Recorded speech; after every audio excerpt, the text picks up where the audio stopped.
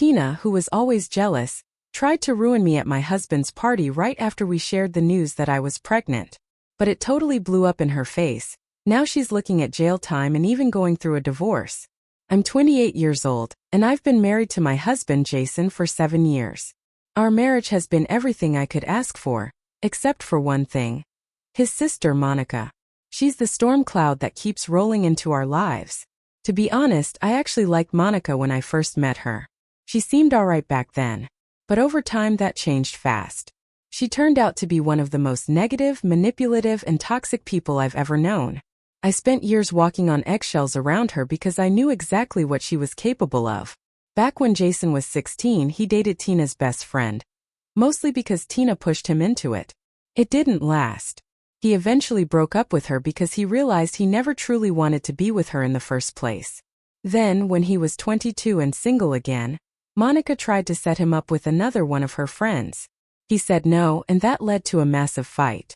She ended up crying to their parents, insisting that Jason should marry someone she approved of, someone she felt comfortable with. But his parents weren't having it. They didn't take her seriously. When Jason and I met and fell in love, his parents were nothing but supportive. Tina, on the other hand, kept giving me the cold shoulder from day one. Whenever I was around, she'd find some excuse to talk about Jason's ex-girlfriends, out of nowhere, telling him how great they were doing and how he should reconnect with them. It wasn't just me who thought this was strange. Jason thought it was weird too and told her more than once to stop bringing up his exes all the time. But instead of backing off, Tina would snap at me, saying I was just jealous and insecure, and that Jason deserved someone better. Whenever his parents invited us over for dinner, Tina would somehow run into one of his exes and conveniently bring them along, saying it was just good manners. She also lurks on my Instagram constantly. Even though she doesn't follow me, my account is public, and I always notice she's the first one to watch my stories. If a guy leaves a comment on one of my photos, she immediately runs to Jason, accusing me of posting inappropriate stuff. Jason and I usually just laugh it off, but it's still exhausting. When Jason and I decided to move in together, Tina tried to convince him to leave me. She said I had too many flaws and that he could easily find someone way better. That one really stung. I'd been nothing but kind to her the whole time. Things went from bad to worse after we got engaged. The day we announced it, everyone was excited and congratulating us, except Monica. She sat there quietly, then suddenly stood up and left the party. Everyone was stunned. Later that night, she called Jason, crying and screaming, saying she felt betrayed for not being told about the engagement before everyone else. She claimed that, as his sister, she deserved to be the first to know. Then she sent me a bizarre message, borderline threatening, saying I'd better be a good wife because she had always been the only woman in his life. The message was so creepy I just cringed. I didn't even respond. I left her on read, and I know that must have driven her nuts. After that, she stopped speaking to me directly, though for some reason she still took part in all the wedding stuff, dress shopping, the bridal shower, you name it. But she kept criticizing every little thing about the wedding.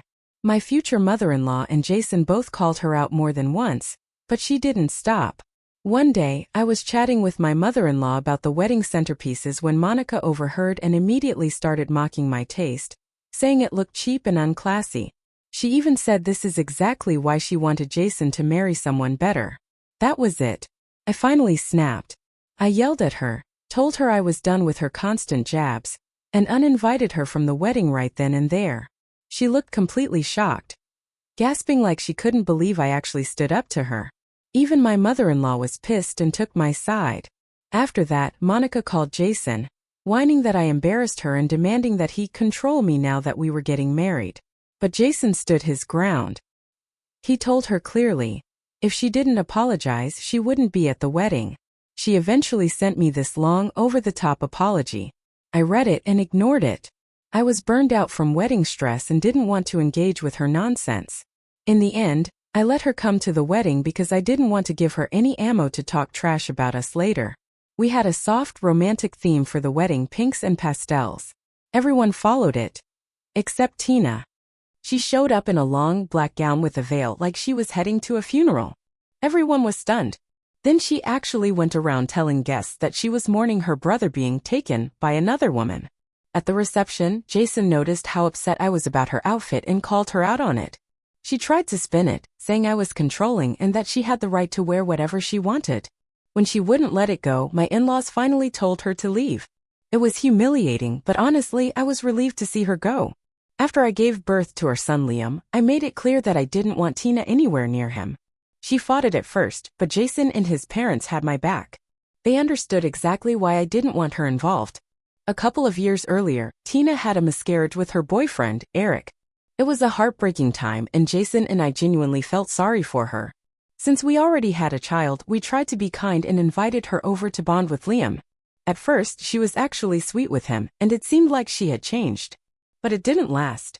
She slowly slipped back into her old ways, always complaining about how nothing ever goes right in her life, blaming everyone but herself. She never owns up to her mistakes. Instead, she plays the victim and tries to pull everyone to her side. This year, she got engaged and planned her own wedding but didn't invite us. Jason was completely blindsided. He thought things had gotten better.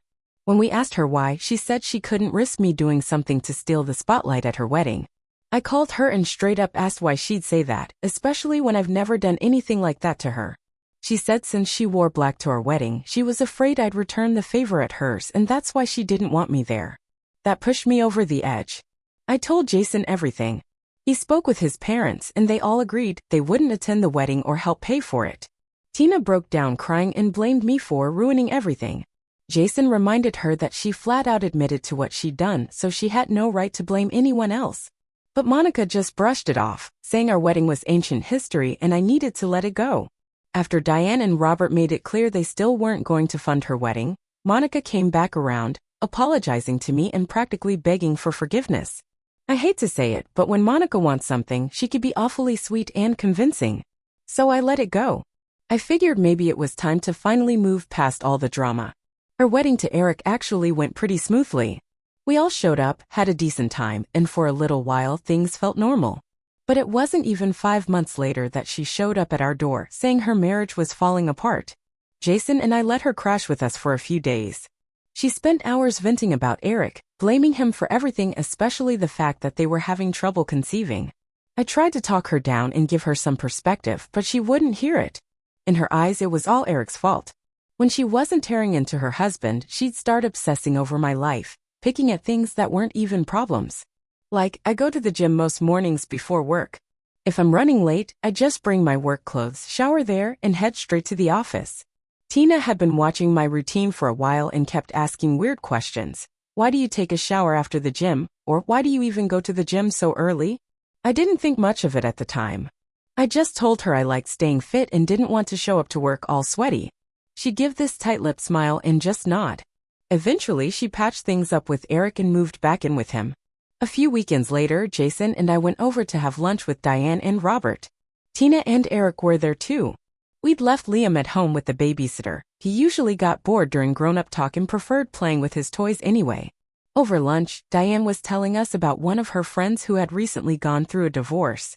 Apparently, the husband cheated and the wife left him, taking half of everything.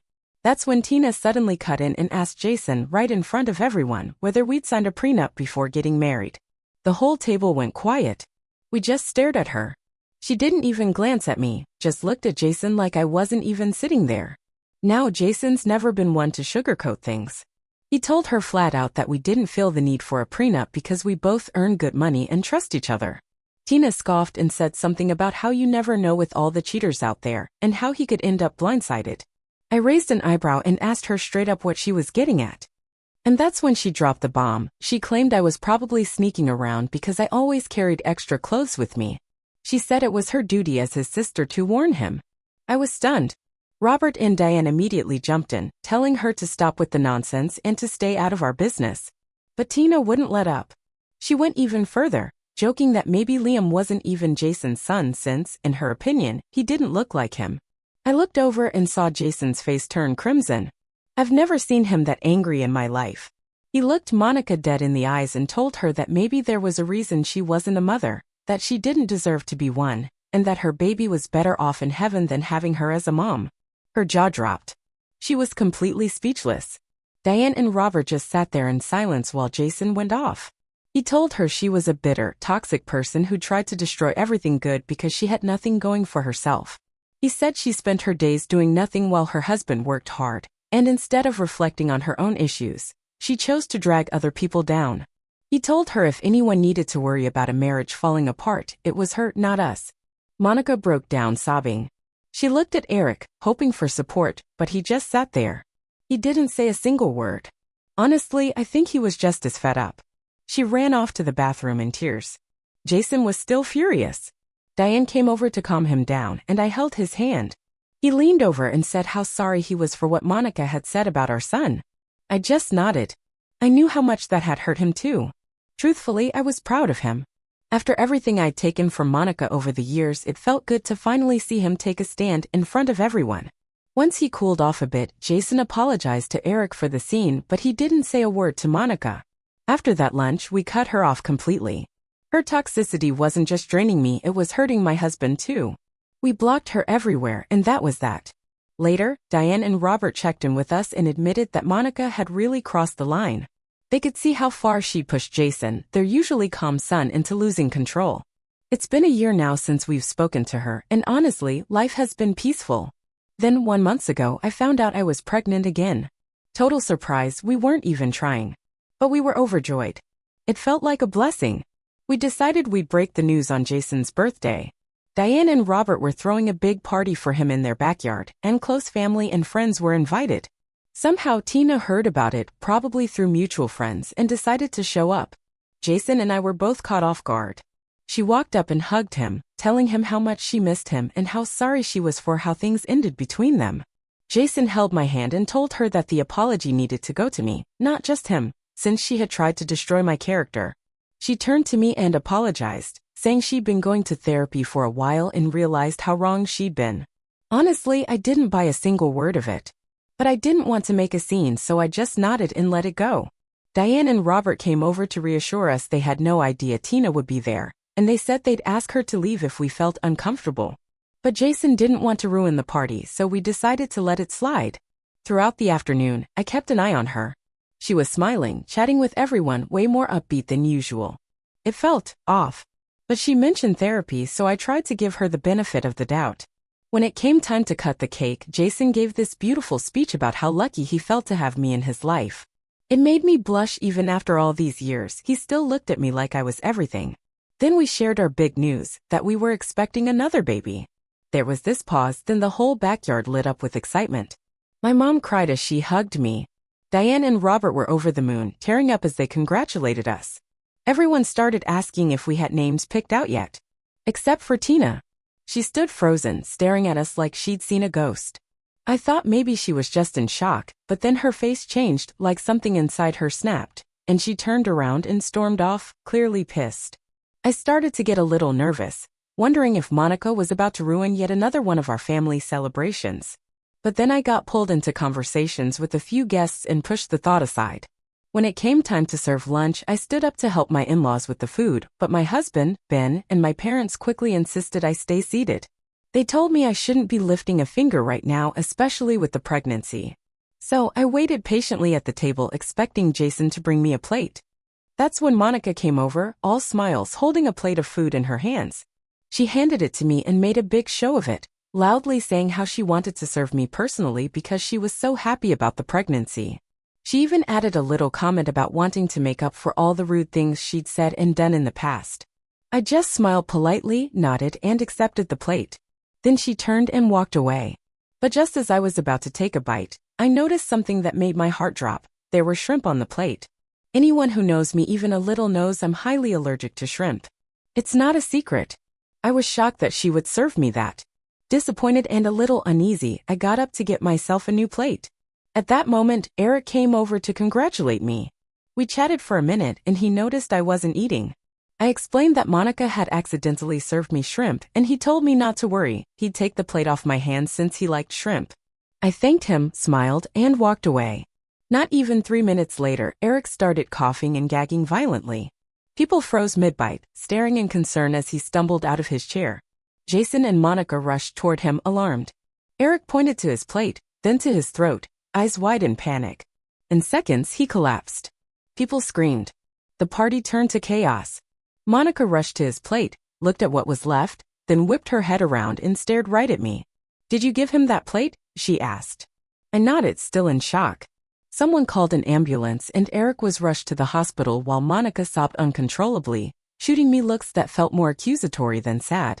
Later, we found out the unthinkable. Eric had been poisoned. I felt dizzy when I heard that.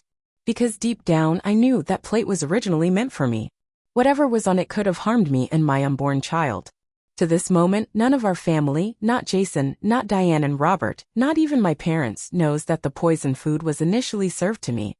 The police came and collected the remaining food as evidence.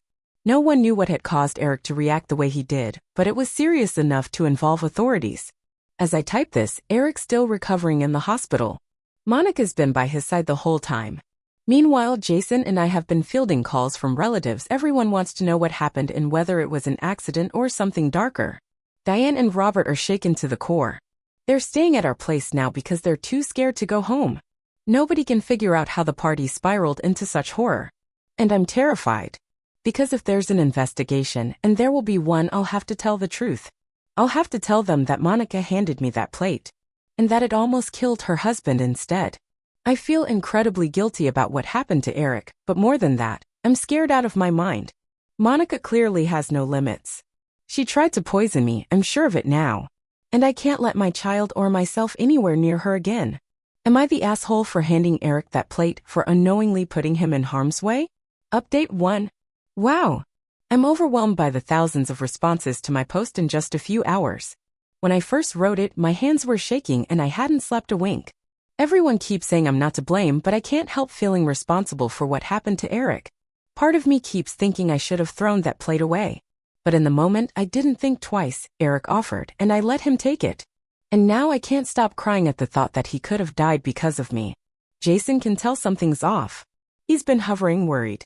He thinks I'm just stressed from the pregnancy, but he has no idea what I know about his sister. People in the comments are right. I need to sit down with the family and explain everything. Diane and Robert have security cameras all around their home and the party was in their backyard. So I'm hopeful that the footage will show exactly what happened. That Monica served me that plate. Not Eric. I'm going to tell them tonight. I'll keep you all updated. Update 2. We talked. And I honestly don't have words for how grateful I am for my in-laws. Diane and Robert are saints.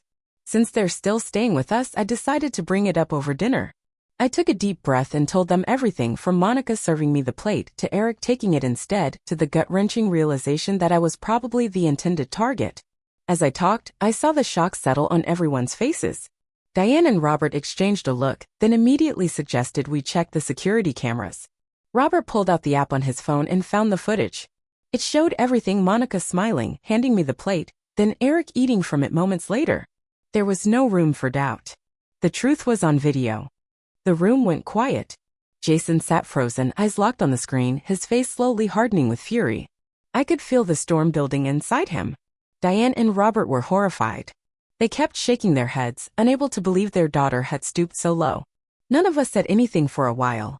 We were too stunned, trying to process the fact that Monica had actually done this. That she had tried to harm me. While I was pregnant. We agreed to turn the footage over to the police. This wasn't just family drama anymore, it was criminal.